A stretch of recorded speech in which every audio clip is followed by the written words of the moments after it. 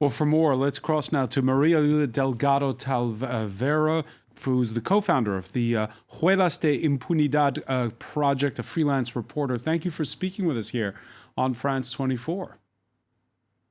Thank you. Good afternoon. Tell us what your reaction is to the reaction to to this vote. What with the U.S.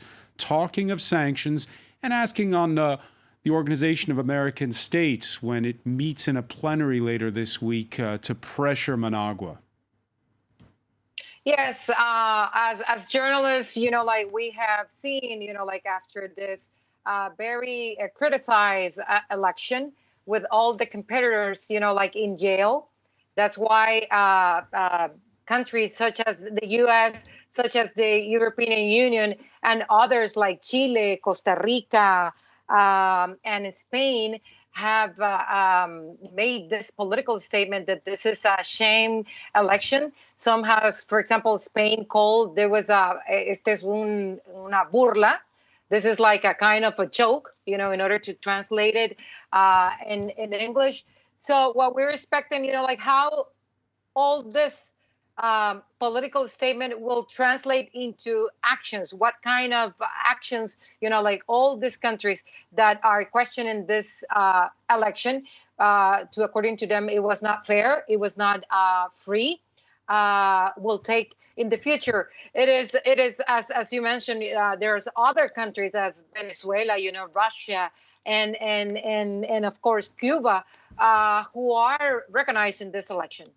Yeah. So, what is the way to pressure? I mean, they're already under sanctions. Both Daniel Ortega and his wife Rosario Murillo are under sanctions. So, what more can be done?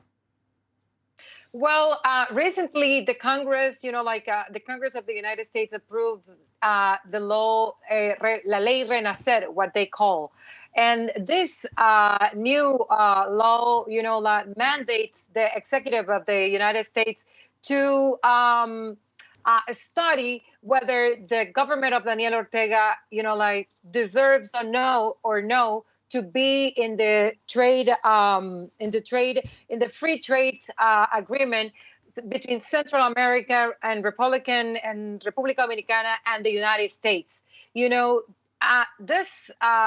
Nicaragua is taken out from that free trade agreement, it would be devastating economically speaking for Nicaragua. So that is one of the actions that we will see how it is how it's going to evolve. But wouldn't that hurt ordinary citizens? Sorry? Wouldn't that hurt ordinary citizens in Nicaragua? Well, the free trade elections have said, that they are the countries, they are saying that they are trying to put sanctions that do not affect Nicaraguan. But of course, in this kind of, how it would be, to validate, to analyze whether in what condition Nicaragua could be in this free trade agreement. That is what we see, in what level could affect Nicaraguan people. Maria Lilly Delgado Talavera, we've talked about the opposition candidates who either barred from running, under house arrest, or in jail. It's been a tough couple of years ever since those protests back in 2018 for journalists like yourself. You tell us a little bit about your personal story in terms of being targeted by authorities.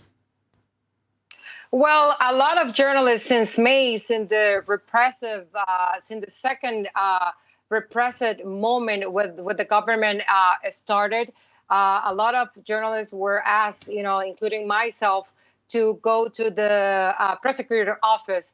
And in some cases, like my case, they changed my condition arbitrarily from being a witness in the case against the closed Fundación Violeta Barros de Chamorro to they changed my condition from being a witness to being investigated. So other colleagues, for example, have been threatened like that they would be accused with the ciberdelitos law, which is like another law that the regime is using, like to intimidate or to attack independent journalists. And right now, how do you get the word out in Nicaragua? How does one do one's job right now in Nicaragua? A lot of journalists, besides the obstacles, we're keeping informing besides the arbitrary measures that have been imposed against us. We're trying to find creative ways to speak, to continue reporting and informing about the critical situation in human rights terms that is living Nicaragua. It is startling when you see that it's a fourth term.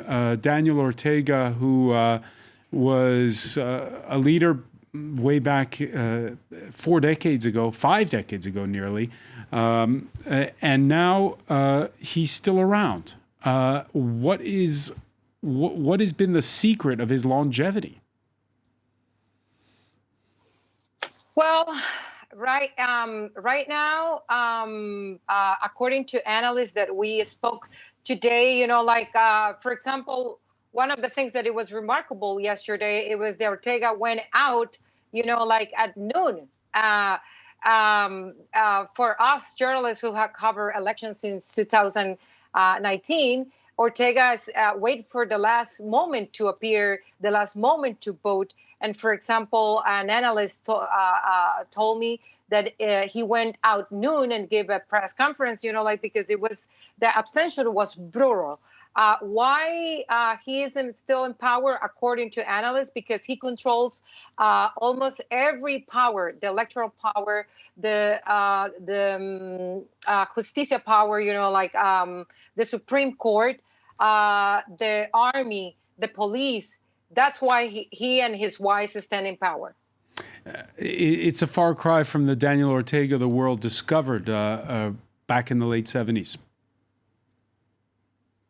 Yes, according to analysts, Daniel Ortega has turned into what he thought he fought against too. They are comparing, if you see in Biden's statement, they are comparing Ortega's as Somoza, the dynasty that he fought against in the 70s. And I want to thank you so much, Maria Lilly Delgado Talavera. Your project, Huellas de Impunidad, which chronicles what's going on inside of Nicaragua, is online. I want to thank you so much for being with us here on France 24. Thank you. Thank you for reporting about what is going on in Nicaragua.